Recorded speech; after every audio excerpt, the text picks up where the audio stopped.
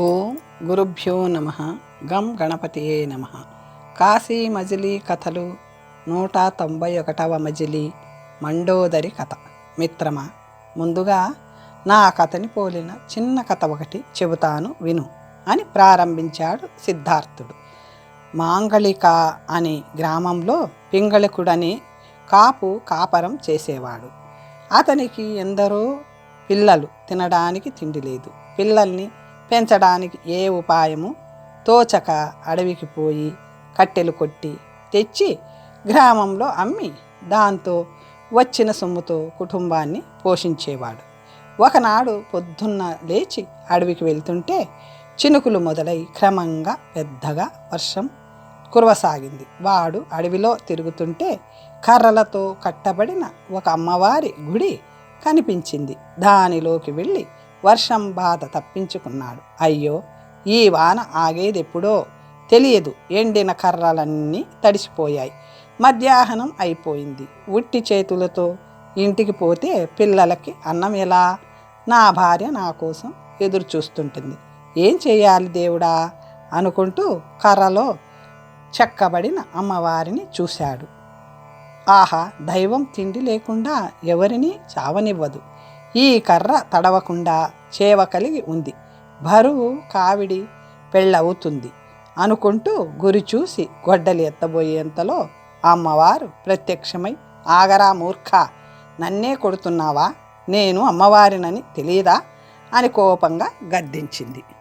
వాడు గొడ్డలిని కింద పడేసి చేతులు జోడించి, తల్లి రక్షించు, నా తప్పు మన్నించు. నువ్వు అమ్మవారివని తెలియక కొట్టబోయాను. ఈ చావడిలో ఎవరో స్తంభం పాతారనుకున్నాను అని ప్రార్థించాడు. వాడు అది వరకు అనుకున్న మాటలన్నీ తెలిసిన అమ్మవారికి వాడి మీద జాలి వేసి, నీ తప్పు మన్నించాను, నీ దరిద్రం తెలుసుకున్నాను, నీ కుటుంబం హాయిగా ఉండే విధానం చెబుతాను విను. ఇంటికి పోయి స్నానం చెయ్యి, వంటిల్లు శుద్ధి చేసి కొత్త కుండలు తెచ్చి పొయ్యి మీద పెట్టు, మూత వేయించు. మూత తీసి చూస్తే నీకు కావలసిన ఆహార పదార్థాలన్నీ వాటిలో ఉంటాయి. నిత్యము వాటిని తినండి. ఈ రహస్యం ఎవరికీ చెప్పకు పో అని అంతర్ధానమైపోయింది. ఆ కాపు మహా సంతోషంతో ఇంటికి పోయి భార్యకి ఆ వృత్తాంతమంతా చెప్పి అమ్మవారు చెప్పినట్లు చెయ్యగా చక్కని భోజనం లభించింది. ఆ రోజే కాక నిత్యం అలాగే ఆహారం లభిస్తుంటే తాము తినడమే కాక ఇరుగు పొరుగులకి పంచిపెట్టేది. పొరుగునున్న మండోదరి అనే స్త్రీ వీరిని చూసి ఓర్వలేక, వాళ్ళింట్లో ఏ కొరత లేదు, ఏదీ తెచ్చినట్లే కనపడదు, కానీ నిత్యము సంతర్పణ చేస్తున్నారు. ఈ భాగ్యం వారికి ఎలా కలిగిందో తెలుసుకోవాలి అని ఆలోచించి ఒకనాడు ఆ కాపు పెద్ద కొడుకు 8 ఏళ్ల వాడిని, మీకు నిత్యము ఈ పిండి వంటలు ఎక్కడివి? మీ అమ్మ వండుతుందా అని అడిగింది. వాడు తన తల్లి తండ్రులాడుకున్న మాటలు విని ఉన్న కారణంగా ఆ రహస్యం ఆమెకు చెప్పేశాడు. కూలిదాని అదృష్టం పండింది. వంట చేయక్కర్లేదు, నిత్యం పిండి వంటలతో తినొచ్చు. నాకు ఈ దిక్కుమాలిన కాపురం ఎక్కడి నుంచి వచ్చిందో ఏ సుఖమూ లేదు. తెల్లవారిన దగ్గర నుంచి వంట వార్పుతోనే సరిపోతుంది. సాయం చేసేవారే నా లేరు అనుకుంటూ పాత్రలు పగలగొడుతూ తట్ట బుట్ట తన్నేస్తూ మగడొచ్చేసరికి చిర్రు బుర్రులాడుతూ వంట చేయడం మానేసి అందరినీ తిడుతూ కూర్చుంది. వంట అయిందా అని మగడు అడిగితే, అయింది, తిందువుగాని రా. ఎందుకు? నీ పుట్టుక, పేరుకు మగాడివి, కానీ ఆడదానికంటే హీనం, ఏ పని చేత కాదు. నేనిక వండలేను, వంట వాళ్ళని పెట్టుకుంటే పెట్టుకో, లేకపోతే మాని అని అరిచింది. ఇవాళ ఏమైంది? మీ అమ్మ ఇలా కోపంగా ఉంది అని వాడు పిల్లల్ని అడిగాడు. వాళ్ళు, అమ్మ పొద్దుట్నుంచి ఇలాగే తిడుతుంది, అన్నం అడిగామని మమ్మల్ని చావగొట్టింది, కుండలు పగలగొట్టేసింది. పొద్దుట ఆ కాపువాని కొడుకుని ఏదో అడిగింది, వాడేదో చెప్పాడు, అప్పటినుంచి ఇలాగే చేస్తుంది అన్నారు. అప్పుడు అతను భార్యతో, మమ్మల్ని ఎందుకు తిడతావు? నీ ఉద్దేశం ఏమిటో చెప్తే అలాగే చేస్తాం, చేయకపోతే తిట్టు అన్నాడు. ఆమె కాపు కుర్రవాడు చెప్పినదంతా చెప్పి, ఇప్పుడు నువ్వు వెళ్ళి ఆ అమ్మవారిని కొట్టబోతే ఏం కావాలని అడుగుతుంది, మనకి కూడా పదార్థాలు వచ్చేలా కోరుకో, ఇందుకు ఒప్పుకుంటే వండుతాను, లేకుంటే పస్తుండు అంది. అతను కొంచెం ఆలోచించి అలాగే చేస్తాను, కానీ నా మాట ఒకటి విను. ఏ వేలు పైన సేవిస్తే వరమిస్తుంది, కానీ కొడతానంటే వరమిస్తుందా అని అడిగాడు. అలాంటి శంకలు కుదరవు. భయం మీద జరిగినట్లు భక్తి మీద పనులు జరగవు. ఒకటే మాట చెప్పు, నువ్వు అలా చేస్తావా చేయవా అనేసరికి అతను కాదనలేక సరే అన్నాడు.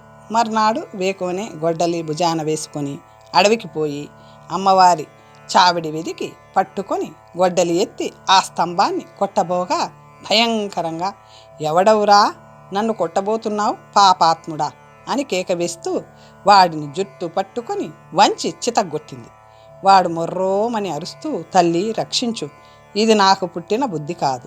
ఆ కర్రలు కొట్టేవాడికి ఇలా చేస్తే వరమిచ్చావని నా భార్య అలా చేయమని పంపగా వచ్చాను. ఈ అపరాధం మన్నించు అని వేడుకున్నాడు. వాడు దరిద్రుడు, తెలియక నన్ను కొట్టబోయాడు, కానీ నీలాగా ఎరిగి చేయలేదు. ఇది నీ భార్య ప్రోత్సాహమా? సరే, ఆ కట్టెలవాడికి ఆహార పదార్థాలన్నీ ఇచ్చాను, కానీ నెయ్యి ఇవ్వడం మర్చిపోయాను. పాపం, వాడు రోజు నెయ్యి లేకుండా పొడిగా తింటున్నాడు. నువ్వు ప్రతిరోజు వాడికి 2 సేర్లు నెయ్యి ఇస్తూ ఉంటానని ఒప్పుకుంటే వదులుతాను, లేకపోతే చంపేస్తాను అని అమ్మవారు అనేసరికి వాడు గడగడలాడుతూ ఒప్పుకున్నాడు. ఇప్పుడు ఒప్పుకొని తర్వాత ఎగవేస్తే నా మహిమ చూపించగలను, జాగ్రత్త పో అంది. మండోదరి గదులన్నీ అలికి ముగ్గులు పెట్టి స్నానం చేసి కొత్త కుండలు మూకుళ్ళు చాలా తెచ్చింది. బంధువులు కనపడి, ఇన్ని కుండలు ఎందుకు తెచ్చుతున్నావు అని అడిగితే, రేపు సంతర్పణ చేస్తాం, మీరందరూ రావాలి అంది. అంతలో మొగుడు వాకిట్లోకి వచ్చి పడిపోయాడు. మండోదరి వచ్చి చూసి, నీ ఒళ్ళో వాచిందేమి, దొంగలు కొట్టారా, నువ్వేం చేసినా ఇంతే అంటూ తిడుతుంటే అతను ఎలాగో ఓపిక తెచ్చుకొని, నువ్వు రాక్షసివి, నీకు తోచిందే చేస్తావు, వద్దంటే తిడతావు, నీ నోటికి జడిసి జవాబులు చెప్పలేకపోతున్నాను, కొడితే దేవతలు వరమిస్తారా అని నేను చెబితే విన్నావు కావు అంటూ జరిగినదంతా చెప్పాడు. నువ్వు మొదటే అపశకునం మాట్లాడావు, మరోలా జరుగుతుందా? ఆ పాడుముండ వాడికి అలాంటి వరాలిచ్చి నిన్ను కొట్టడం ఏమిటి? వాడు దాని మొగుడా? ఈ మాట అడగలేకపోయావా? నా దగ్గరే తప్ప మరొకరి ముందు నీ నోరు పెగలదు, మంచి పని అయింది అంటూ అరిచింది. నీతో మరో మాట చెప్పడం మర్చాను, మనం నిత్యము ఆ కాపువాడికి 2 సేర్లు నెయ్యి ఇస్తుండాలట. అదో జట్టి వచ్చి పడింది, ఇవ్వకపోతే మన పని పడతానంది, వాడికి నెయ్యి ఇవ్వడం మర్చిందట అని మెల్లగా చెప్పాడతను. రమ్మను, తనకి కూడా రోజు పేడనీళ్ళు కొడతాను, నా సంగతి తెలియదు కాబోలు, నీ మెతకతనం కనిపెట్టింది అంటూ తిట్టింది. అప్పుడది కడుపు కడవంతా ఉబ్బి ఊపిరాడక నేల మీద పడి కొట్టుకోసాగింది. దేవతా ద్రోహం ఊరికే పోతుందా? చుట్టుపక్కల వారు పోగై జరిగింది విని నవ్వుతూ, రోజూ కాపుకి నెయ్యి ఇస్తానని దండం పెట్టుకో, లేకపోతే చచ్చిపోతావు, నీకు జడవడానికి అమ్మవారు మనిషేమిటి అంటూ బలవంతం చేసి దండం పెట్టించారు. దాంతో కడుపు పొంగు తగ్గింది. దాని మగుడు అప్పుడే పోయి 2 సేర్లు నెయ్యి తెచ్చి కాపువానికి ఇచ్చి దండం పెట్టాడు. నెయ్యి ఇవ్వకపోయినా ఆలస్యం చేసినా మండోదరికి కడుపు ఉబ్బిపోయేది. అందుచేత ఇళ్ళు పొలాలు అమ్ముకొని ఆ జన్మాంతం కాపువాడికి నెయ్యి ఇస్తుండేవారు. మిత్రుడా, నా కథ కూడా అలాంటిదే. నీ దగ్గర నిజం దాచడం ఎందుకు? నీలాగే నేను కూడా సిద్ధుడిని ఆశ్రయించి పాదలేపనం పొంది పుణ్యలోకాలకి వెళ్ళి వచ్చాక నీకు చెబుదామని నీకు తెలియకుండా కాశీపురం తిరిగి వెళ్ళిపోయాను. భక్తితో గంగా స్నానం చేసి విశ్వనాథుడిని అర్చించి పశ్చిమంగా పోయి ఆ సిద్ధుడి పర్ణశాల చేరాను. అది శిథిలమై కప్పు వేసిన తాటాకులు చెదలు పట్టి పుట్టలు పెరిగి ఎప్పుడూ మనుష్య సంచారం లేనట్లు గడ్డి మొలచి భయంకరంగా ఉండడంతో అది అవునో కాదో అని సందేహం వచ్చింది. కానీ ఆ ప్రాంతంలో మరొకటి లేకపోవడంతో ఆ పుట్టలోనే నిలబడి చీకటి పడే వరకు ఆ సిద్ధుణ్ణి ప్రార్థించాను. అప్పటికి ఎవరూ కనబడక మళ్ళీ కాశీపురం పోయాను. ప్రతిరోజు పొద్దున్న గంగా స్నానం చేసి విశ్వనాథుణ్ణి అర్చించి ఆ పర్ణశాలకి పోయి సాయంకాలం వరకు సిద్ధుణ్ణి ప్రార్థించేవాడిని. అయినా అతని అనుగ్రహం కలగలేదు. ఆ వేళ ఎప్పటిలాగే ఆ పర్ణశాలకి పోయి చాలాసేపు ప్రార్థించి, ఛీ, ఇక నాకు బ్రతుకెందుకు, పోతే ఇంద్రలోకం పోవాలి, లేకపోతే చావాలి అని నిశ్చయించుకొని ఒక పాషాణం మీద తలబద్దలు కొట్టుకోబోతుంటే, మూర్ఖ ఆగు, బలవన్మరణం మహాపాపం కదా అని ఎవరో పలికినట్లయింది. నేను తల ఎత్తి 4 వైపులా చూస్తుంటే, నీ అభిష్టమేమిటో చెప్పు అని మరో మాట వినబడింది. నేను చేతులు జోడించి, మహానుభావ, నేటికి నా మీద దయ కలిగిందా? నా కోరిక ఇదివరకే చెప్పాను. నా మిత్రుడికిచ్చిన పాదలేపనం నాకివ్వు, పుణ్యలోకాలు చూసి వస్తాను అని నేనంటుండగానే ఒక బరిణ నా ముందర పడింది. నేనది అందుకొని మూత తీసి చూడగా పసరు కలిపిన కాటుక ఉంది. అదే పాదలేపనమని నిశ్చయించుకొని పర్ణశాలలోకి పోయి చూశాను. కానీ ఎవ్వరూ కనపడలేదు. సిద్ధుడు దర్శనం ఇవ్వకుండానే అభిష్టం తీర్చాడు. ఎలాగైనా మంచిదే అని వేగంగా కాశీ వచ్చి విశ్వనాథుడి ఆలయానికి పోయి స్వామికి మొక్కి మణికర్ణికా తీరం చేరి ఆకాశం వైపు చూస్తూ, నువ్వు పోయిన నక్షత్రానికి 10 బారల దూరంలో ఉన్న మరొక చుక్కని గురి చూసుకొని పాదలేపనం తీసుకొని కళ్ళు మూసుకొని ఆ నక్షత్రం వద్దకు పోవాలనుకున్నాను. కళ్ళు తెరిచి చూస్తే ఎక్కడికి పోకుండా అక్కడే ఉన్నాను. పిశాచ లోకం కథ.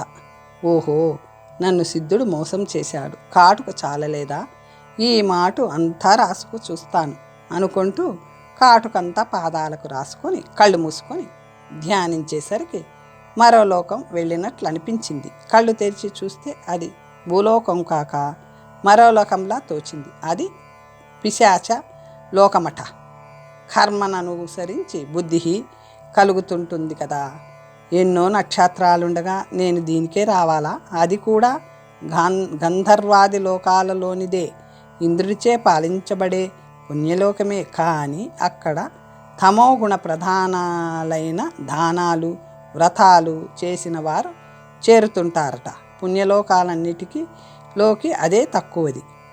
వికృత ముఖం, పొట్టి వెంట్రుకలు, పెద్ద తల, మిడుగుడ్లు, తుట్ట పెదవులు, గొగ్గి పళ్ళు, ఊసకడుపు, నల్లని రంగు కలిగిన భయం గొల్పే పిశాచ రూపాలు అక్కడక్కడ కనపడ్డాయి. యమలోకమేమో అని నేను భయపడుతుంటే కత్తి పట్టుకున్న 2 పురుషులు నన్ను చూసి నా వైపు రాసాగారు.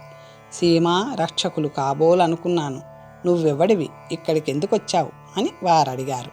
అయ్యా, నేనొక పుణ్యపురుషుణ్ణి. కాశీ విశ్వనాథుని అనుగ్రహం వల్ల ఈ పుణ్యలోకానికి వచ్చాను.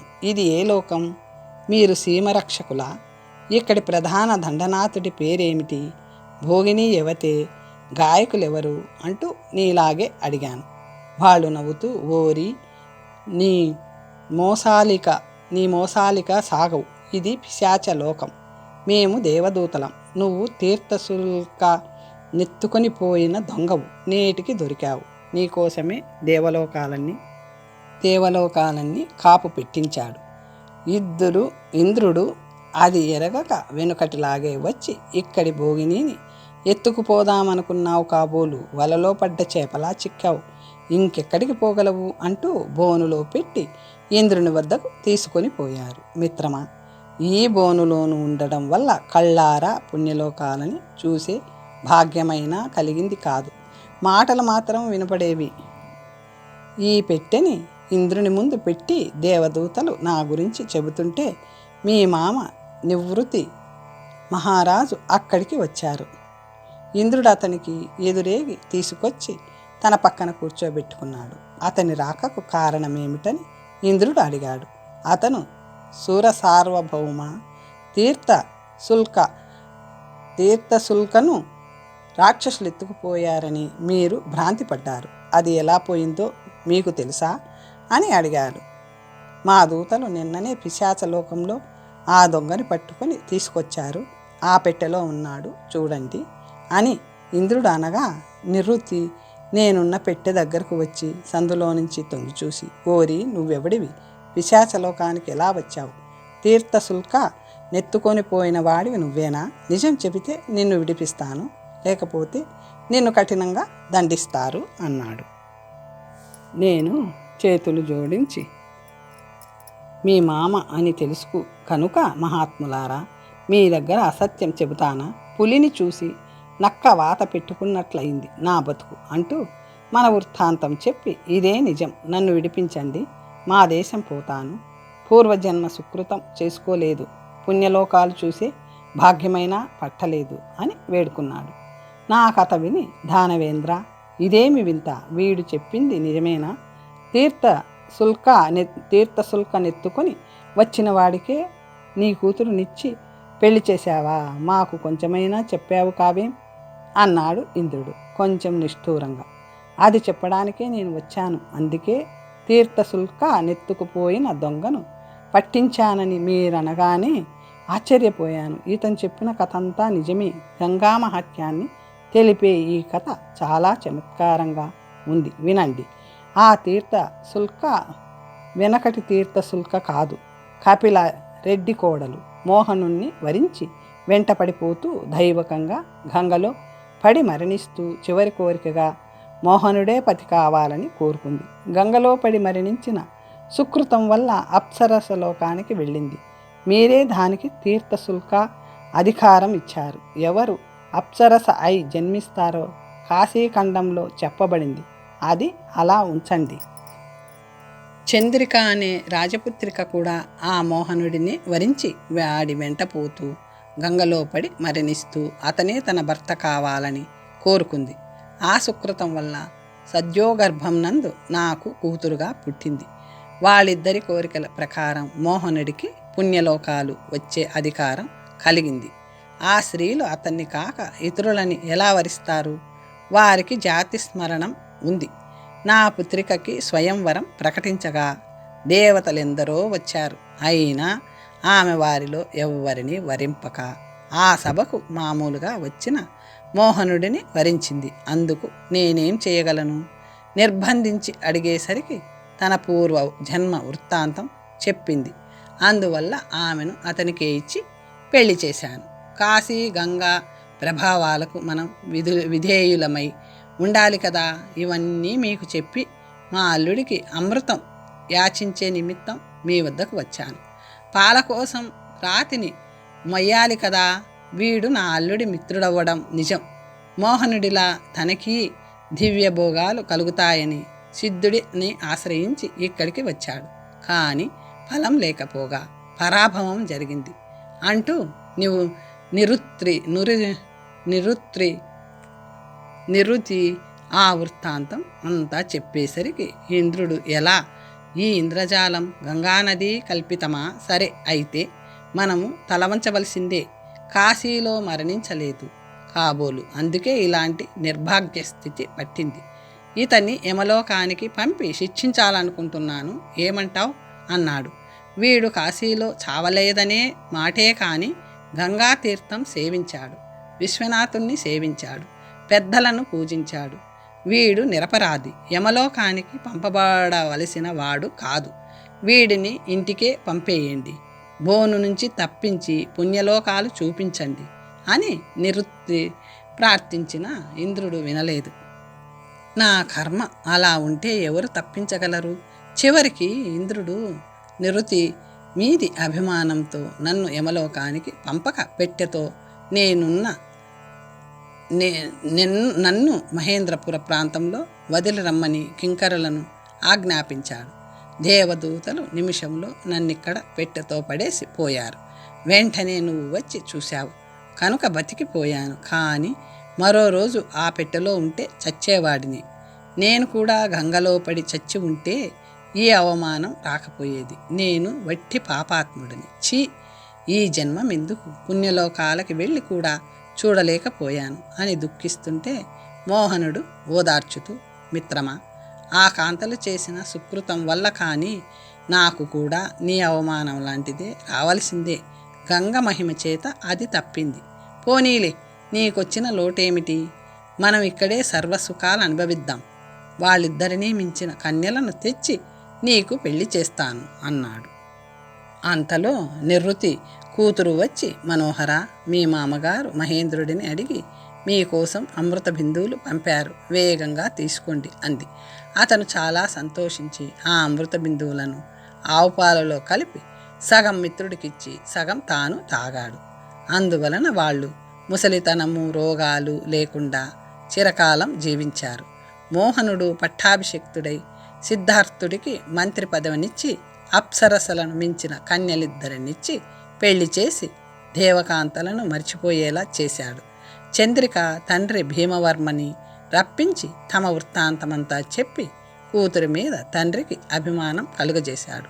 తల్లిదండ్రుల్ని ఆదరిస్తూ వారి మన్నలను పొందాడు. ఇష్టమొచ్చినప్పుడు నిరుతిలోకానికి వెళ్ళి వచ్చేవాడు. అలాగా అతను 2 భార్యలతో, మిత్రుడితో, బంధువులతో స్వర్గసుఖాల అనుభవిస్తూ చాలా కాలం రాజ్యం పాలించాడు అని చెప్పి మణిసిద్ధుడు గోప ఈ కథ వల్ల కాశీ మహత్యం తెలిసిందా అని అడిగాడు.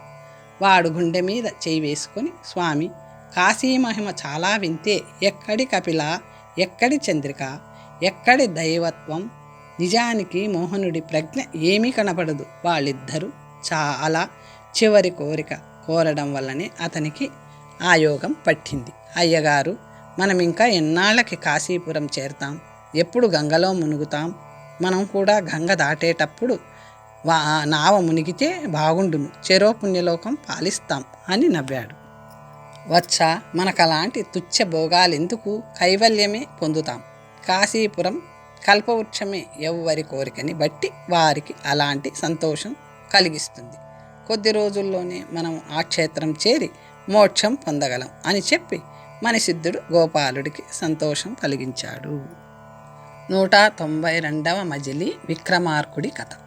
ఆ మజిలీలో మణిసిద్ధుడు భోజనం చేసి తన ఎదురుగా వినయంతో తల వంచుకొని నిలబడిన గోపకుమారుణ్ణి చూసి నవ్వుతూ, ఇవాళ నువ్వు నగర విశేషాలు చూడడానికి పోయినట్లు లేదు, కానీ నీ నవ్వు మొహం చూస్తుంటే ఏదో అడగబోతున్నట్లే ఉన్నావు. అదేమిటో వేగంగా చెప్పేయి అన్నాడు.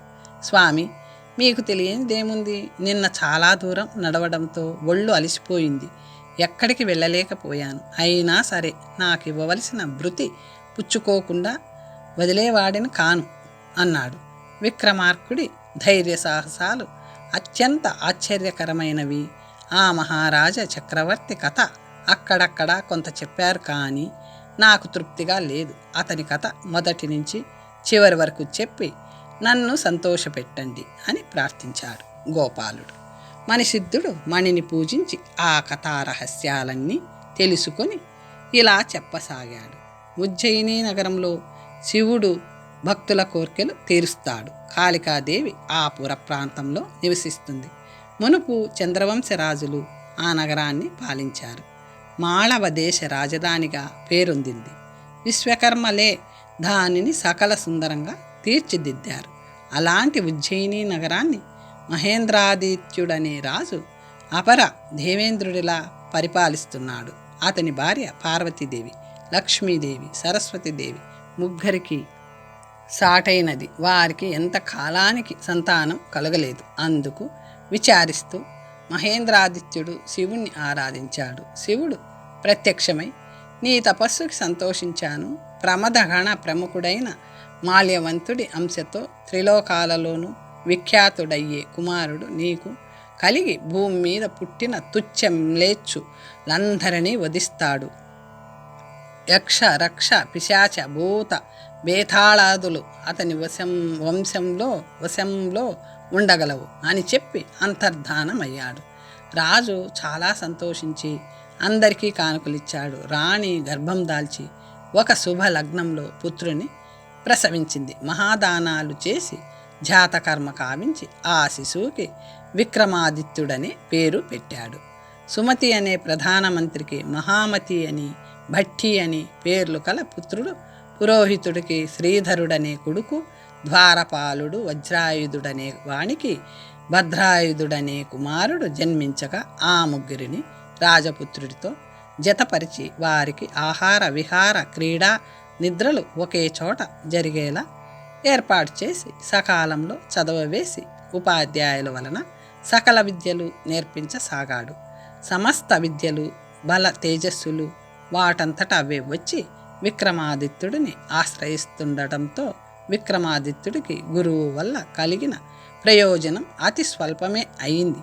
వేదశాస్త్ర పురాణాలు, కావ్య నాటకాలంకారాలు, ధర్మార్థ కామ శాస్త్ర ప్రవచనాలు, గజ అశ్వముల స్వారీ మర్మాలు, నృత్య గీతాలు, దివ్యాస్త్ర శస్త్రాలు అన్నీ అతనికి కరతలామలకమై పోయాయి. అతని తర్వాత బట్టి నిలిచేవాడు. పువ్వుకి వాసనలా సుగుణాలు విక్రమాదిత్యుడిని చేరాయి. ఒకనాడు వారు ముగ్గురితోనూ రాజపుత్రుడు ఉద్యానవనంలో విహరిస్తూ విక్రమాదిత్యుడు ఇలా అన్నాడు. బట్టి, అంత శ్రద్ధగా చదువుతున్నావు, అదేం పుస్తకము అన్నాడు. బట్టి, మహాభారత సారం అన్నాడు. విక్రమాదిత్యుడు, దానిలో ఏముంది అన్నాడు. బట్టి, పాండవుల పరాక్రమ వర్ణన అన్నాడు. విక్రమాదిత్యుడు, చాలు చాలు, పాండవులకి పరాక్రమం ఉందా అన్నాడు. బట్టి, అలా అంటున్నావే, అర్జునుడు మహావీరుడు కదా, భీముడు పరాక్రమం సరదాగా కల్పించబడిందా అన్నాడు. విక్రమార్కుడు, కాదు, కానీ పాండవులు వీరులే, అయితే శత్రువులు లక్క ఇంట్లో పెట్టి నిప్పంటించినప్పుడు రాత్రికి రాత్రి గుహ మార్గంలో నదులు అరణ్యాలు దాటి పల్లెలకు పోయి భిక్షమెత్తుకొని జీవిస్తారా? ఈ పని క్షత్రియ కులంలోని వాళ్ళందరికీ తలవంపులు కాదా? పోని దుర్యోధనుడిని పట్టుకొని ధృతరాష్ట్రుడి ముందు పెట్టి నీ కొడుకు ఎలాంటి పని చేశాడో చూశావా అని అడిగితే అతను శిక్షించకపోవునా అన్నాడు. బట్టి, పోని పరాక్రమశాలి కాకపోయినా సుగుణశీలి అని ఒప్పుకుంటావా అన్నాడు. విక్రమార్కుడు, అర్జునుడు విరక్తుడు కాదు, క్షణభంగురాలైన దేహభోగాల కోసం తాతని, గురువుని, బంధువులని అందరినీ చంపించాడు. తాను మాత్రం ఎల్లకాలం ఉట్టి కట్టుకొని ఊరేగాడా అన్నాడు. బట్టి, పోని భీష్మద్రోణులు గొప్పవారని అంగీకరిస్తావా అన్నాడు. విక్రమార్కుడు, పెద్దలను ఆక్షేపించకూడదు, కానీ వాళ్ళలో ఉన్నంత దోషం ఎవ్వరిలోనూ లేదు. ఏ కాలంలో అయినా ఏ లోకంలో అయినా ఎంత అపరాధం చేసినా స్త్రీని సభకీడ్చుకు వచ్చి బట్టలు విప్పి అవమానపరచడం ఉందా? మహాసభలో అలాంటి దుష్ట చర్య జరుగుతుంటే గుడ్లేసుకొని చూసిన భీష్మద్రోణులు పెద్ద మనుషులా? జీతం తీసుకుని ద్రోణుడి మాట వదిలేయి. భీష్ముడికి ఏమొచ్చింది? అతను కన్నెత్తి చూస్తే దుర్యోధనుడు నిలవబడగలడా? ఉత్తర గోగ్రహణానికి తానెందుకు పోవాలి? రానంటే దుర్యోధనుడు శిక్షిస్తాడా? బట్టి, కర్ణుడు వితరణశాలేనా అన్నాడు. విక్రమార్కుడు, సరే, ఇతరులలోని గొప్పతనాన్ని సహించలేని వాడిగా తలుస్తున్నావా నన్ను? వాళ్ళు మహానుభావులు, వాళ్ళ గుణ దోషాలు ఎన్నటికీ నేనెంతటి వాడిని మహాసాధ్వి అయిన ద్రౌపదిని అవమానిస్తుంటే సహించి ఊరుకున్నారని కోపంతో అలా అన్నాను, నా పాపం క్షమించుగాక అన్నాడు విక్రమార్కుడు. శ్రీధరుడు, అన్న విక్రమార్క, ఇవాళ శుక్రవారం, మహాకాళి ఆలయంలో పూజలు అవి ఎన్నో జరుగుతాయి, వెళ్ళి చూద్దామా అన్నాడు. విక్రమార్కుడు, ఆ ఆలయం ఏ మూల ఉంది అన్నాడు. భద్రాయుధుడు, శ్రీధర, అనవసరపు మాటలాడకు, చీకటి పడుతుంది, ఇంటికి పోకపోతే గురువులు కోపిస్తారు అన్నాడు. విక్రమార్కుడు, శ్రీధర, వీడేదో సైగ చేస్తున్నాడు, అక్కడికి పోకూడదా ఏమిటి అన్నాడు. శ్రీధరుడు నవ్వుతూ, పోకూడదని రాజుగారు శాసనం చేశారట, నాకు తెలియదు అన్నాడు.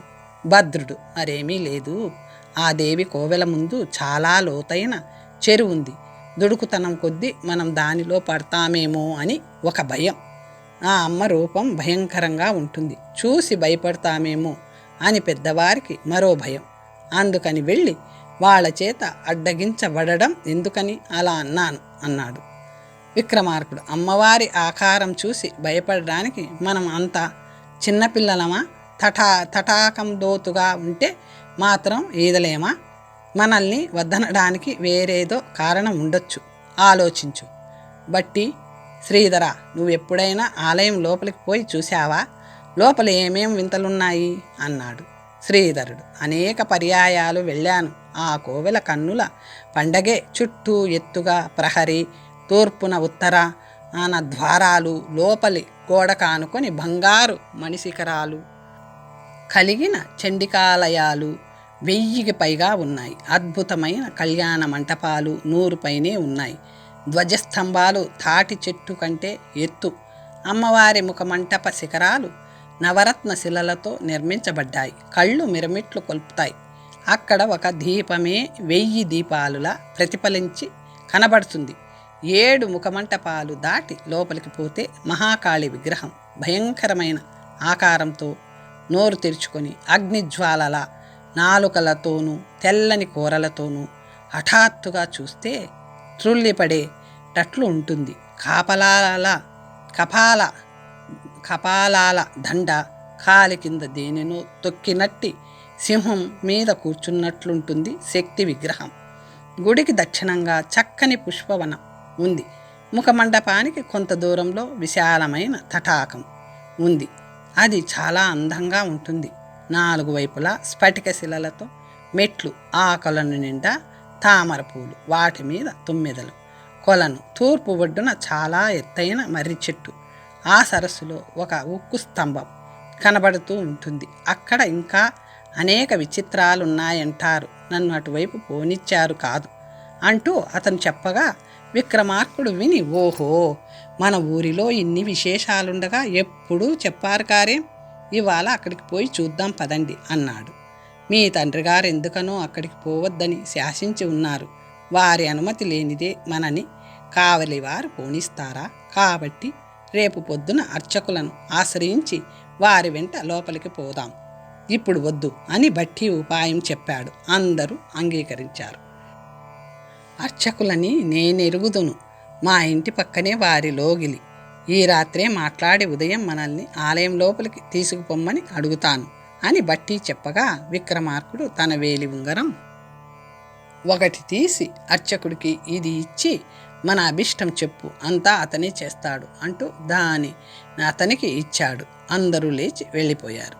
కథలంటే చెవి కోసుకునే గోపాలుడు విక్రమార్కుని ధైర్య, శౌర్య, సాహస ఆశ్చర్యాలు కలిగించే గాథను చెప్పమన్న నేపథ్యంలో గురువుగారు మణిసిద్ధుడు ఉపోద్ఘాతంగా విక్రమార్కుని కథను చెప్పడం ఆరంభించిన సమయానికి మరో మజిలీకి వేళ కావడంతో కథ చెప్పడం నిలిపి ప్రయాణానికి సిద్ధం అయ్యాడు. గోపాలుడు గురువుగారిని మళ్ళీ ప్రశ్నించకుండా అనుసరించాడు.